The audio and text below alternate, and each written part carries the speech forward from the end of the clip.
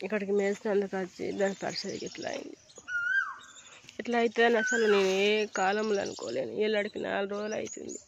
ఇడికి లేపుతలేదు, గోస లేపుతుంది, మళ్ళీ మొక్కల మీద మళ్ళీ అంటుంది, లేపుతుంది మొక్కల మీద అంటుంది.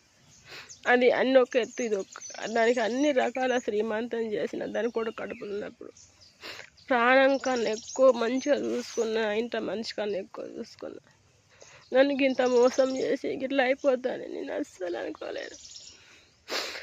దాన్ని చూస్తే నాకు మనసులో పడతలేదు.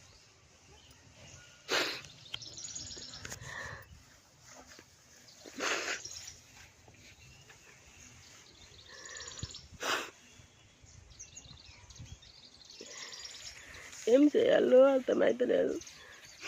నా దగ్గర చేతుల అధికారం లేదు. దాని బాధ గట్ల ఉన్నది. దానికి సాయం చేస్తాను, అన్న చేస్తుంటే చేయండి ప్లీజ్ అన్న. ప్రతి ఒక్కళ్ళకు, నా ఫ్రెండ్, మీ అందరికీ, మీ పిల్లలకు, మీకు ఆ దేవుడు ఎప్పుడు చల్లగా ఉంచాలని కోరుకుంటున్నా.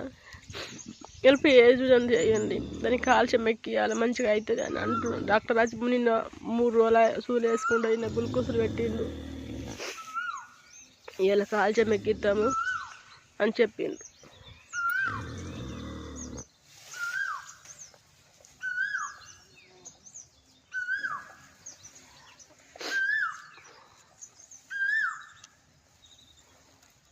దానికి మనసులో పడతలేదు.